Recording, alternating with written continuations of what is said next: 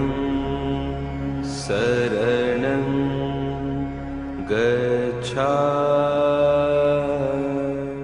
महात्मा बुद्ध से लेकर महात्मा गांधी की कर्मभूमि रही पश्चिमी चंपारण के थारू आदिवासियों से मिलने मैं भी भारत की टीम अब रामनगर ब्लॉक पहुंची है।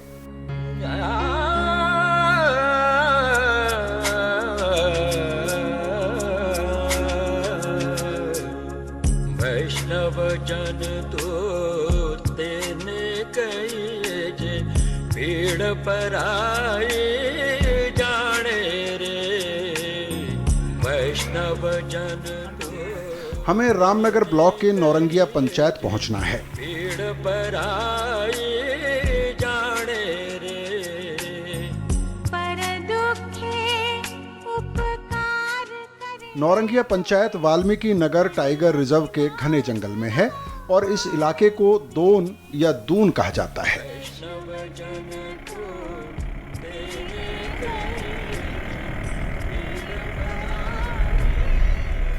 थारू आदिवासियों से जुड़े मुद्दों पर चर्चा के लिए रामनगर की विधायक भागीरथी देवी भी हमारे आमंत्रण पर हमारे साथ दोन जा रही थीं। जल्दी ही वाल्मीकि नगर का घना जंगल शुरू हो जाता है। दोन तक पहुंचने के लिए कई नदियां पार करनी होती है।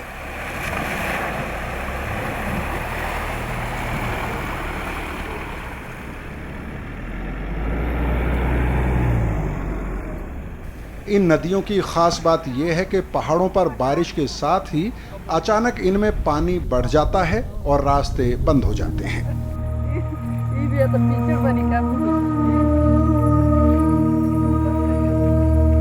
इन नदियों की एक और खास बात है कि इन नदियों में सोना बहता है। जी हाँ, हैरान ना हो, हम कोई मेटाफर में बात नहीं कर रहे हैं। इन नदियों में सचमुच में सोना बहता है। इत्तेफाक से नौरंगिया पंचायत के रास्ते में पड़ने वाली कापन नदी से सोना निकालते हुए एक सज्जन से हमारी मुलाकात भी हुई।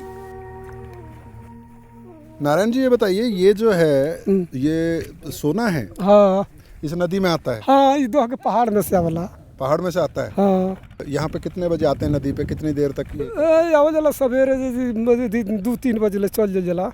हाँ। कमा के। अच्छा, तो ये कितना एक दिन में कितना इकट्ठा कर लेते हैं? एक दिन में कहना हजूर 5 दिन 6 दिन कमा लेते। एक रत्ती 2 रत्ती 3 रत्ती यही जमा होला। तो इसको बालू को अलग फेंक देंगे या एक साथ रखेंगे, इसको फिर अलग करेंगे, कैसे करते हैं? हाँ, अभी बहुत लेट बाजी कर में। हाँ हाँ, अभी बहुत लेट बा। 5 दिन 6 दिन तो एक दिन एक साफ दिन भर करते लग दी। इसी नदी में आता है ये सोना या हर जगह आता है? हाँ, कोई हर जगह नहीं मिली हजूर जी। जहाँ तब है तना नदी देखी, कहीं कहीं कमाते, कहीं कहीं मिली, कहीं ना मिली। तो किसी खास मौसम में आता है ये या हर मौसम में आता है? ना, ये बारिश होला तब आवेला। एक रत्ती कितने का बिक जाता है? 300। 300। कौन खरीदता है? ले जला हरना टाड़। अच्छा। सोनार लोग ले जला किनेला। लेकिन उसकी बड़ी कीमत इनको चुकाना पड़ता है। इनके पैर आप देख सकते हैं कि लगातार पूरे दिन पानी में खड़े रहने से पूरा पैर इनका जो है वो गल गया। दोनों पैरों की ये हालत है। आप देख सकते हैं कि किस तरह से ये अपनी जीविका जुटाते हैं। ऐसा नहीं है कि कोई बहुत बड़ी रकम इनको मिलती है। एक तरह से अगर आप हर दिन का लगाएं तो 50 से 60 रुपया मैक्सिमम पड़ता है, और वो भी सिर्फ बरसात के मौसम में।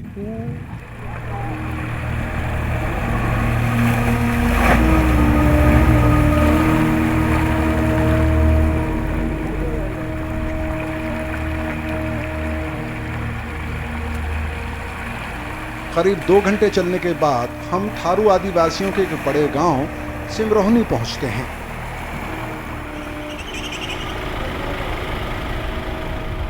बेहद साफ सुथरा और खूबसूरत गांव। यहां भी ज्यादातर घर कच्चे हैं, लेकिन 2 मंजिला घर बनाए गए हैं। दोन इलाके में थारू आदिवासी आज भी परंपरागत तरीके से ही घर बनाते हैं। तो आप देख सकते हैं कि ये यहाँ से एंट्रेंस है और नीचे भी कच्चा है, लेकिन बेहद साफ़ सुथरा घर है। थोड़ा सा रोशनी की कमी है। बीच में बच्चे को झुलाने के लिए एक तरह धोती को पालने में तब्दील कर दिया गया है। यहाँ पे आप देख सकते हैं कि किचन है उनका, चूल्हा बना हुआ है। और ऊपर दूध या दही जैसी चीज़ें टांगने के लिए, जो खाने की चीज़ें हैं उनको टांगने के लिए रस्सी से उन्होंने इंतज़ाम किया है। अगर आप दूसरी मंजिल पर जाना चाहें तो घर के अंदर से ही ये जीना यहाँ पर लगाया गया है लकड़ी का बनाकर, और इससे आप ऊपर जा सकते हैं। दूसरी मंजिल पर आप देख सकते हैं कि ये यहाँ पर लकड़ी का फ्लोर बनाया गया है और यहाँ पर सोने का इंतज़ाम है। तो नीचे जो है खाना बनाने का, रहने का, जो मेहमान आते हैं उनसे मिलते हैं, और जो परिवार है उसका सोने का इंतज़ाम जो है ये दूसरी मंजिल पर होता है।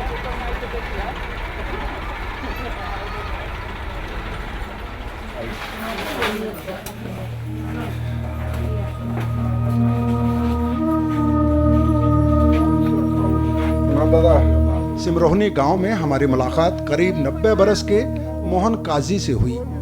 मोहन काजी को अब अच्छे से सुनाई नहीं देता। नाम वो बताइए ना आप। हाँ क्या नाम हो? हम उनसे थारू आदिवासियों और बदलते वक्त को लेकर कई बातें करना चाहते थे, लेकिन मोहन काजी एक ही बात कहना चाहते हैं, सरकार टाइगर बचाना चाहती है तो बचाए, लेकिन थारू आदिवासियों की भी चिंता की जानी चाहिए।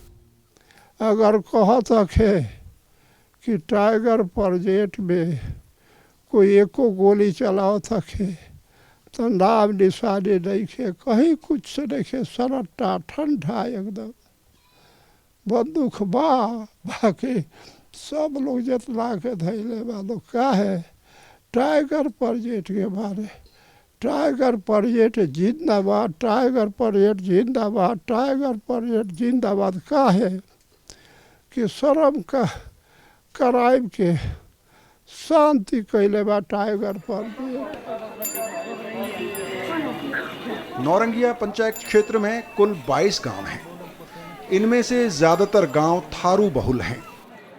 वाल्मीकि नगर जंगल को टाइगर रिजर्व घोषित करते वक्त इन गांवों को यहां से हटाने का प्रस्ताव था, पर आदिवासियों के विरोध के बाद सरकार पीछे हट गई।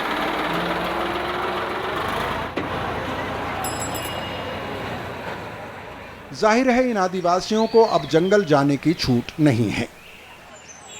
कई जगह हमें शिकायत सुनने को मिली कि न सिर्फ जंगल से मिलने वाला आंवला, हरड़, बहेड़ा और दूसरी वनोपज अब आदिवासी जंगल से नहीं ला सकते, बल्कि जलावन की लकड़ी लाने पर भी वन विभाग के गार्ड उन्हें पकड़ लेते हैं। थारू आदिवासी शिकायत करते हैं कि वाल्मीकि नगर टाइगर रिजर्व को लेकर सरकार ने चालाकी से उनकी हकमारी की है। 152 गांव, उसमें ये हुआ था कि आप लोग अपने आप को बफर एरिया घोषित कर दीजिए, ताकि आपके यहाँ जो स्कूल की बिल्डिंग नहीं बनने देते हैं। ये फॉरेस्ट रिजर्व से ऐसा है कि 1 किलोमीटर के अंदर जो हैं तो उनको परमिशन लेना पड़ता है फॉरेस्ट से। लेकिन ग्राम सभा में 2 दिन के अंदर 152 ग्राम सभा में लोगों को बात समझ में आई कि ये हम लोग को बरगला के गलत तरीके से हम लोग से साइन करवाना चाहते हैं। बारिश के दिनों में यह इलाका बाकी जिले से पूरी तरह से कट जाता है। इसका एक कारण तो नदियों में पानी का बढ़ जाना है, दूसरा टाइगर प्रोजेक्ट होने की वजह से यहाँ पर पक्के रास्ते नहीं बनाए जा सकते। बहरहाल हमें उम्मीद थी कि कापर नदी पार करने के बाद हमें नौरंगिया पहुंचने में बहुत मुश्किल नहीं होगी, लेकिन ये हमारी खुशफहमी साबित हुई। जंगल में रास्ता बेहद खराब था।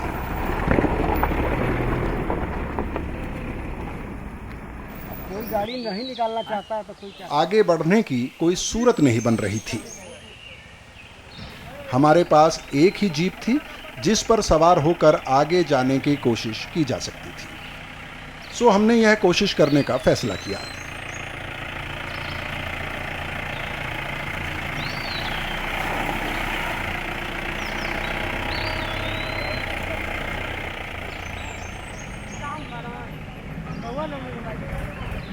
विधायक महोदय को यहीं से वापस लौटना पड़ा। सो कुछ दूर जीप में सवार होकर तो कुछ दूर पैदल चलते हुए हम नौरंगिया पंचायत के गोबरहिया गांव में पहुंच गए।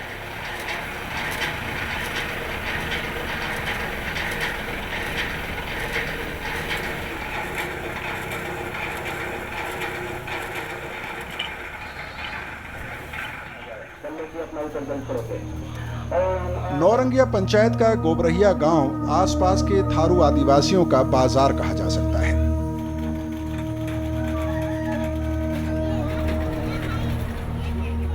पेट्रोल, डीजल, खेती से जुड़े औजार से लेकर दवा दारू के लिए आसपास के आदिवासी यहीं आते हैं। इलाज की बात करें तो यहाँ पर छोटी मोटी बीमारी का ही इलाज संभव है, वो भी झोला छाप डॉक्टरों के भरोसे। तो आपने कहीं से डॉक्टरी की पढ़ाई की है? ना, प्रैक्टिस करते हैं। प्रैक्टिस करते हैं। अच्छा, तो किस किस तरह के पेशेंट यहाँ पे ज़्यादातर आते हैं आपके पास? बाहर से ज्वर बुखार का। ज्वर बुखार का आता है। तो और अगर कोई सीरियस बीमारी हो, कोई ज़्यादा बीमार हो? हरना टांड। लेकिन हमने देखा यहाँ से तो हरना टांड पहुँचना बड़ा मुश्किल काम है। हम लोग जीप से आए तो कई बार फंस गई जीप रास्ते में, काफ़ी समय लगता होगा। इसी तरह बाढ़ वाढ़ आ जाता है तो झोलने में टांग कर जाता है लोग। तो वो जा ही नहीं पाते इलाज के लिए ना, रास्ते में मर जाता है लोग बहुत कोई। तो आप ये ज़रूर कह सकते हैं कि ये कोई सर्टिफाइड डॉक्टर नहीं है, इन्होंने MBBS की पढ़ाई नहीं की है। लेकिन अगर यहाँ थारू आदिवासियों के इलाके में, ख़ास तौर पर जिस इलाके में हम दोनके में हैं अभी, ये बहुत ही दुर्गम इलाका है, घने जंगल के भीतर है। यहाँ पर बहुत मुश्किलों के बाद हम लोग यहाँ पर पहुँच पाए। तो उनके लिए, उन लोगों, उन आदिवासियों के लिए ये डॉक्टर जिनको हम कहते हैं कि सर्टिफाइड नहीं है, या कई बार आप झोला छाप डॉक्टर कहते हैं, ये उनके लिए खुदा की तरह हैं, भगवान की तरह हैं, वक्त पे उनके काम आते हैं। घने जंगल के इस इलाके में मोबाइल फ़ोन की कनेक्टिविटी बेहद ख़राब है। लेकिन गोबरहिया में एक दुकान है जहां आदिवासी आधार कार्ड से लेकर इंटरनेट से हो सकने वाले कई तरह के काम के लिए पहुंचते हैं। क्या क्या काम करते हैं आप इससे? डाउनलोड करते हैं और ट्रू कॉपी करते हैं। अच्छा, डाउनलोड करते हैं और ट्रू कॉपी करते हैं। क्या क्या डाउनलोड करते हैं? फिल्म, ऐसे फोटो गाना और फिल्म। लेकिन यहाँ पे इंटरनेट काम करता है? नहीं, उधर से मोबाइल में आता है, लेकिन इसमें से भी आता है। तो मोबाइल में कहाँ डाउनलोड करते हो आप? उधर खलियान में। खलियान में जाके? जी। तो नेपाल का सिग्नल आता है कि इंडिया का सिग्नल आता है? उधर का भी आता है। नेपाल का भी सिग्नल आता है, लेकिन नेपाल के सिग्नल में तो इंटरनेशनल कॉल नहीं लगती? जी नहीं। अच्छा, तो एक दिन में कितने फिल्में डाउनलोड कर लेते हैं फ़ोन से? फिल्म यहाँ से नहीं फास्ट डाउनलोड होता है, इसे हरनाटार जाके डाउनलोड करना पड़ता है।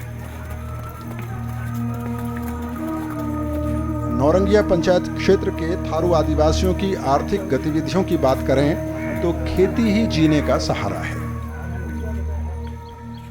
लेकिन कई बार नदियों का तेज बहाव उनके खेतों को ही बहा ले जाता है। सिर्फ गांव कटा है या खेत की जमीन भी कटी? खेत भी कटा है सर, देखिए यहाँ से जो है ये सब खेत कटा है, और इधर नीचे भी है जो गन्ना दिख रहा है और धान भी दिख रहा है, वो सब कट गया है। इस इलाके का साल के कई महीने जिले से पूरी तरह से संपर्क टूट जाता है। आने जाने के लिए पब्लिक ट्रांसपोर्ट का नामो निशान नहीं है।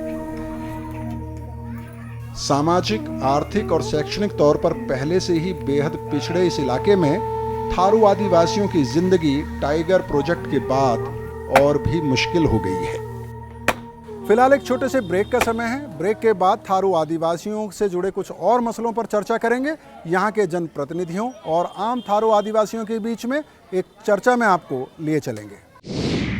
हम लोग विकास के लिए हमेशा ऊपर के अधिकारियों से बात करते रहते हैं कि आगे चल के हम लोग को विकास मिले। अभी हाई स्कूल में मैं बता दूं 10+2 है, इंटर तक है, इंटर का कोई भी शिक्षक नहीं है। तो सर बताया जाए क्या यहाँ पे बच्चे के भविष्य पढ़ाई संभव है? ब्रेक के बाद एक बार फिर आपका स्वागत है। मैं हूँ श्याम सुंदर और आज हम बात कर रहे हैं थारू आदिवासियों की। और आज जहाँ पर हम पहुँचे हैं वो गोबरहिया दोन गांव हैं। थारू जनजाति के और क्या मुद्दे हैं, इनको जानने समझने के लिए कई खास मेहमान हमारे साथ मौजूद हैं। उनसे आपका परिचय करा देते हैं। हमारे साथ वीरेंद्र तिवारी हैं जो अध्यक्ष हैं रामनगर मंडल के भारतीय जनता पार्टी के। आपका बहुत बहुत स्वागत है वीरेंद्र तिवारी जी। उनके साथ ही बैठे हैं राम सिंह, जिला अध्यक्ष हैं भारतीय जनता पार्टी के बगहा के। आपका भी बहुत बहुत स्वागत है राम सिंह जी। गौरी शंकर हैं जो नौरंगिया पंचायत है, जो यहाँ का ये गांव भी नौरंगिया पंचायत में ही आता है, उसके मुखिया हैं। आपका भी बहुत बहुत स्वागत है गौरी शंकर जी। और राजकिशोर प्रसाद जी उनके साथ बैठे हुए हैं, यहाँ के जाने माने सक्रिय नागरिक हैं जो थारू आदिवासियों के अधिकारों के लिए सक्रिय रहते हैं। आपका भी बहुत बहुत स्वागत है राजकिशोर जी। और उन्हीं के साथ यहाँ के एक और प्रोमिनेंट नागरिक बैठे हुए हैं, परमेश्वर काजी जी, आपका भी बहुत बहुत स्वागत है। राम सिंह जी, आपके साथ मैं शुरुआत करना चाहता हूं। अभी इस गांव में हम एक डॉक्टर से मिले जिसने डॉक्टरी का कोई कोर्स नहीं किया है, वो कोई ट्रेन डॉक्टर नहीं है, रजिस्टर्ड डॉक्टर नहीं है, लेकिन इस गांव के लिए या इस इलाके के लिए ऐसे ही डॉक्टर हैं जो भगवान कहे जा सकते हैं, जो उनकी भारी बीमारी में सहारा बनते हैं। क्योंकि जब बारिश का मौसम होता है तो मरीज़ रास्ते में दम तोड़ देते हैं, वो अस्पताल तक नहीं पहुंच पाते हैं। क्यों है ऐसी स्थिति?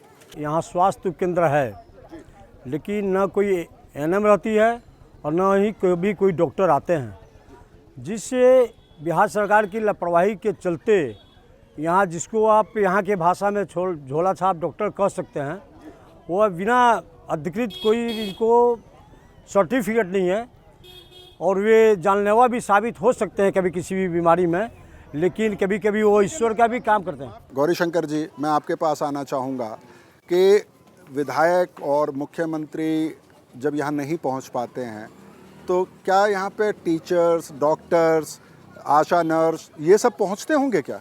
हम लोग विकास के लिए हमेशा ऊपर के अधिकारियों से बात करते रहते हैं, लिखते पढ़ते रहते हैं कि आगे चल के हम लोग को विकास मिले। टीचर की यहाँ अभी हाई स्कूल में मैं बता दूँ 10+2 है, जबकि वहाँ मात्र 3 टीचर है, 3 ही शिक्षक है। और 10+2 है, इंटर तक है, इंटर का कोई भी शिक्षक नहीं है। तो सर बताया जाए क्या यहाँ पे बच्चे के भविष्य पढ़ाई संभव है? बिल्कुल ठीक कह रहे हैं आप राजकिशोर जी। ये तो माना कि टाइगर रिजर्व फॉरेस्ट है, एक रिजर्व फॉरेस्ट होने की अपनी दिक्कतें हैं, राज्य सरकार सड़क नहीं बना सकती है, वो वन विभाग के अंडर आता है, ये तकनीकी दिक्कत हैं। लेकिन क्या नौरंगिया पंचायत में कोई एक एम्बुलेंस है? अगर कोई बीमार हो जाए, रात को ज़रूरत पड़े, उसको हरना टांड तक पहुंचा दे, सरकारी अस्पताल तक? अब यहाँ तो एम्बुलेंस एक ही है जी। क्या वो चलती है? यानी दोनों पंचायत मिलकर एक एम्बुलेंस मिला है जी। आज तक कोई विकास नहीं हुआ है। यही देखते हैं कि पीसीसी है, कुछ जगह है, कुछ जगह नहीं है, विकास का जरिया कोई नहीं है आज तक जब से देश आज़ाद हुई। परमेश्वर जी, मैं आपके पास आना चाहूँगा। हम इस गांव से पिछले गांव में जब रुके थे तो एक बहुत ही बुज़ुर्ग आदमी थे, उनकी बार बार ये शिकायत थी कि ये टाइगर रिज़र्व होने से हर जगह जो है टाइगर प्रोजेक्ट जिंदाबाद के नारे हैं, आदिवासियों को सब भूल गए हैं। टाइगर प्रोजेक्ट लागू हो, इसके लिए हमको कोई एतराज़ नहीं है, लेकिन हमारा जो सुप्रीम कोर्ट से जो वनाधिकार मिला है 2006 में, जो हम संसद से पास हुआ है 2000 जी, तो इस चीज़ को हम बिहार सरकार पास नहीं कर रही है, जबकि हम लोगों को वन में बहुत सारे अधिकार मिला है, उस अधिकार को हमें मिलना चाहिए। वीरेंद्र जी, आप बताइए, आपका क्या अनुभव कहता है? आप लगातार थारू आदिवासियों के संपर्क में रहते हैं, जो चाहे रिजर्वेशन की बात हो, हमने वो भी शिकायत सुनी कि 1% जो रिजर्वेशन दिया गया है वो भी नाकाफ़ी है, उसको कैलकुलेट करने में भी दिक्कत की गई। और आपकी पार्टी लगातार दावा करती है कि वाजपेयी जी ने 1% जो थारू आदिवासियों को, उरांव आदिवासियों को आरक्षण दे दिया, उससे महान काम किसी ने नहीं किया। रिजर्वेशन के मामले में थारू समाज में काफ़ी उन्नति हुई है, काफ़ी विकास हुआ है, जिसका नज़ारा हम लोग अभी वर्तमान में यहाँ जितने भी थाने हैं, पुलिस स्टेशन हैं, उसमें लगभग एक पदाधिकारी थारू समाज से है। उसका फ़ायदा थारू समाज को मिला है। राम सिंह जी, ना यहाँ बिजली पहुँची है, ना यहाँ पर टेलीफोन की लाइनें हैं, ना यहाँ पर मोबाइल फ़ोन का टावर है। ये तो, इसके लिए तो आप कम से कम बिहार सरकार को जिम्मेदार नहीं ठहरा सकते। नहीं, एकदम सही बात है। इसमें बिहार सरकार कहीं दोषी नहीं है, और इसके लिए हमारे जो सांसद है सतीश चंद्र दुबे जी, वो काफ़ी प्रयास किए हुए हैं। गौरी शंकर जी, आपके पास आना चाहूँगा। जीविका की, अगर रोज़गार की अगर हम बात करें तो मोटे तौर पर हमने ये देखा यहाँ पर कि खेती पर ही सब कुछ निर्भर करता है। तो जो धान आप पैदा करते हैं वो तो मुझे ऐसा लगता है, जो हमारा अनुभव है बात की है, कि लोग अपनी ज़रूरत के लिए ज़्यादा पैदा करते हैं, या फिर कुछ ऐसी भी व्यवस्था है कि मिनिमम सपोर्ट प्राइस के तहत धान आपसे ख़रीदा जाता है, गन्ना ख़रीदा जाता है यहाँ से? यहाँ पे धान का खरीदारी हम लोग खुले बाज़ार में करते हैं, बहुत कम रेट में। हमारे छोटे किसान हैं इस क्षेत्र के, जो खाने के लिए अपने बचा कर सारे धान को हम लोग बाज़ार में ले जाकर बिक्री कर देते हैं। तो आपको खुद लेके जाना पड़ता है? जी जी, बहुत सस्ते दाम में। तो कहाँ पे बेचते हैं आप धान? हरनाटार, रामनगर, बगहा जाके हम लोग बेचते हैं जी। सरकारी दर पे नहीं मिलती है। सरकारी दर पे आपको? जी जी, किसानों को नहीं मिलती है। गन्ना का यहाँ बात है तो रामनगर आपका हरिनगर शुगर मिल है, वहीं पे हम लोग गन्ना यहाँ पे कांटा लगता काटा है, है नौरंगिया में काटा है, चंपापुर में काटा है, वहाँ पे टायर से हम लोग जाकर यहाँ के तो कम से कम ये है कि रामनगर शुगर मिल चलने से आपको कुछ नकदी प्राप्त हो जाती है, कम से कम उसका कांटा यहाँ पे है, उससे आपको आपका घर परिवार कुछ चल जाता है। राजकिशोर जी, आपके पास आना चाहूँगा। लगातार ये बात हो रही है कि यहाँ पे कनेक्टिविटी नहीं है। वैसे में जो सरकार की ज़्यादातर योजनाएं हैं, चाहे आप राशन की बात करें, चाहे आप पेंशन की बात करें, चाहे आप पंचायत के दूसरे फंड्स की बात करें, वो आजकल सीधे खाते में आने की बात है। सब्सिडी आपके खाते में आएगी ये सरकार कहती है, उसके लिए आधार कार्ड ज़रूरी है। लेकिन अगर ये कनेक्टिविटी नहीं है तो कैसे आज जब सरकार कह रही है कि सब कुछ कंप्यूटर में होगा, सब कुछ पारदर्शिता से होगा, वैसे में यहाँ कैसे लोगों को आधार कार्ड या ये सारा जो कनेक्टिविटी की बात है वो कैसे होती है? अभी तो फ़िलहाल में कितना आदमी को मिला है, जनताओं को अभी प्रेजेंट में अभी इसके लिए आधार कार्ड के लिए फोटोग्राफर आया हुआ है, वहाँ हो रहा है, और कितना आदमी को मिल गया है। राशन तो हम लोगों को बहुत माने अभी 2 माह का बाकी है, और माह का और सब मिल गया है जी। लेकिन अभी वो आपका डिजिटल उससे जोड़ा नहीं गया है जी ना। और जो आधार कार्ड बनाने आता है वो यहीं प्रिंट करके देता है या बाद में? जी नहीं, बाद में मिलता है। बाद में मिलता है। तो कितने % लोगों को मिल गया होगा? कम से कम 50%। 50% लोग। अच्छा परमेश्वर जी, मैं आपसे जानना चाहूँगा कि पब्लिक ट्रांसपोर्ट नाम की एक चीज़ होती है, यानी कि सरकारी बस सेवा, कि अगर दूर दराज के इलाके में प्राइवेट आदमी को अगर मुनाफा नहीं होगा वो तो बस सेवा चलाएगा नहीं।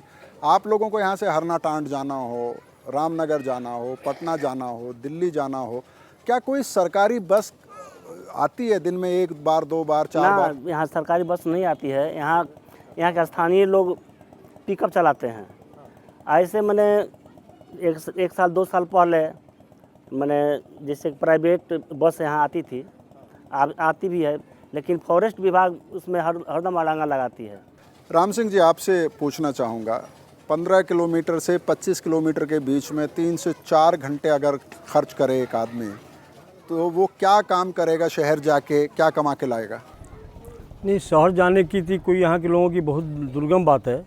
यहाँ से लोग जो जाते हैं, आप देखें कि बाइक पर जान जोखिम में डालकर इस सड़क से गुजर रहे हैं, जा रहे हैं, तो वो जाते हैं अपने दाल रोटी के कुछ मार्केटिंग करने के लिए, न कि वहाँ कमाने के लिए। यहाँ के लोग जा भी नहीं पाते हैं, जिसका बेगारी देख चुके हैं कि चौक चौराहे पर बैठकर ताश वोश खेल रहे हैं। अगर नज़दीक सड़कें की स्थिति ठीक रहती तो ये लोग जाते निश्चित। जी राम सिंह जी, हम आप लोगों से बात करते रहेंगे, लेकिन बहुत बड़ी तादाद में यहाँ पर नौजवान और महिलाएं और बुजुर्ग लोग भी कुछ मौजूद हैं। कुछ महिलाओं से बात करते हैं। क्या नाम है? संजीती। तो ये बताइए कि यहाँ पे अगर कोई बीमार हो जाता है, महिलाएं या किसी को बच्चा पैदा होने वाला हो, तो अगर उसको शहर ले जाना हो तो बड़ा मुश्किल है यहाँ तो ले जाना? तो मुश्किल नहीं बा। बोलिए, पूरी बात बताइए, कैसे ले जाते हैं? गाड़ी से ले जाल जला, भाड़ा करके। अच्छा, और किससे? मैं आपसे बात करता हूँ। अपना नाम मुझे बता दीजिए। फूला देवी। फूला देवी जी, ये बताइए कि गांव में आंगनवाड़ी है? हाँ, खरिया अति में बात दुर्गा डाड़ में 2 गो। अच्छा, तो वहाँ पे बच्चों को खाना वगैरह मिलता है? खाना नहीं मिलला, अथी हाँ वो है दाल भात तो मिलला। आपके घर में कितने बच्चे हैं? 3 गो। 3? कितने बड़े बड़े हैं? एगो हो ठड़ियाल बा, एगो रेंगता, एगो बैठता। एक खड़ा होता है, एक रेंगता, एक बैठता है। अभी छोटे छोटे हैं। हाँ। तो कोई भी स्कूल नहीं जाता उनमें से? जाला होद बा ठड़ियाल लइकवा। आपका क्या नाम है? सरस्वती देवी। हाँ, सरस्वती देवी। अच्छा ये बताइए कि यहाँ पे अस्पताल है कोई, तो प्राइवेट उसमें आपको इलाज कराना पड़ता है? प्राइवेट डॉक्टरी बा उहे में इलाज अपन होखेला सब कुछ। जी, तो राम सिंह जी आप ही से मैं पूछना चाहता हूँ और गौरी शंकर जी आपसे भी पूछना चाहता हूँ, यहाँ पे जो बात हमने कही कि आंगनवाड़ी की बात करें आप, आशा नर्स की बात करें आप, डॉक्टर्स की बात करें, टीचर्स की बात करें, ये सारी जो मूलभूत सुविधाएं हैं जो मिल जानी चाहिए थी, गांव देहात में ज़्यादातर जगह पे पहुंच गई हैं, वो शिकायत, और उसके लिए उनको एक्स्ट्रा पैसा खर्च करना पड़ता है, बच्चों को कोचिंग क्लासेस करनी पड़ती है, जो महिलाएं गर्भवती होती हैं उनको अगर बच्चा पैदा करना है, कोई कॉम्प्लिकेशन हो जाता है तो उनको हरना टांट जाना पड़ता है, उसके लिए गाड़ी किराए पे करनी पड़ती है। तो ये स्थिति बदलेगी कैसे, पहले राम सिंह जी आप बताइए। यह स्थिति जो है टोटली बिहार सरकार के पदाधिकारियों के ऊपर मैं दोष लगाऊं, जितना हूँ दोष लगाऊं उतना ही कम है। जो भी कार्य भारत सरकार ऐड कर देती है, ये सारे क्रियान्वयन करना बिहार सरकार के पदाधिकारियों को बिहार सरकार के अधीन है, और बिहार सरकार के निकेपन की देन है, निकम्मे की देन है कि ये कोई भी कार्रवाई नहीं कर पाती है। ये तो आपकी नज़र में राज्य सरकार जिम्मेदार है और उनको एक्शन लेना चाहिए। गौरी शंकर जी बहुत संक्षेप में, जैसा कि परमेश्वर जी ने भी कहा, क्या जब आप ये बात उठाते हैं अफसरों के सामने, अपने नेताओं के सामने, विधायक के सामने, सांसद के सामने, तो किस तरह का रिस्पांस मिलता है? शिकायत लेके मैं डीडीसी डीएम के पास, अपने अधिकारी वहीं हमारे ऊपर के अधिकारी हैं जिला के, मैं उनके पास पत्र भी भेज चुका हूँ, जाकर ऐसे मुलाकात भी करके हम सब दो मुखिया हैं, बनकटवा कर्मिया और नौरंगिया, दोनों मुखिया हम लोग जाकर बात करते हैं कि विद्यालय की यह स्थिति है, लेकिन सिर्फ हम लोग कहते हैं आज तक अनदेखा किया गया है, हम लोग के साथ सौतेला व्यवहार भी हो रहा है। जी गौरी शंकर जी, आपकी इसी बातचीत के साथ हम इस कार्यक्रम को समाप्त करेंगे क्योंकि समय की सीमा है। यहाँ के जो जनप्रतिनिधि हैं, ख़ासतौर पर यहाँ के जो मुखिया हैं, जिनको गांव का शासन चलाना होता है, गांव में जो सुविधाएं हैं, गांव में जो विकास होना है, उसकी पहरेदारी करनी होती है, वो अपने आप को असहाय महसूस करते हैं और उनका ये कहना है कि जो जिला के अधिकारी हैं या जो उनके जनप्रतिनिधि हैं वो उनकी बात नहीं सुनते हैं। इस उम्मीद के साथ कि हमारे इस कार्यक्रम के द्वारा ये बात कहीं किसी इनके जनप्रतिनिधि या संसद तक पहुँचे और यहाँ पर हालात बदलें। थारू आदिवासी जो बहुत मेहनत कश हैं, जो यहाँ पर धान से लेके गेहूं से लेके गन्ना तक सब उगाते हैं, एक तरह से सेल्फ सफिशिएंट इकोनॉमी वो यहाँ पर चलाते हैं, उनकी ज़िंदगी बदलेगी और उनको जो वायदे किए गए हैं संविधान में या कानून में, वो फ़ायदे इन तक पहुँचेंगे। इसी उम्मीद के साथ मैं भी भारत की पूरी टीम को अनुमति दें। नमस्कार।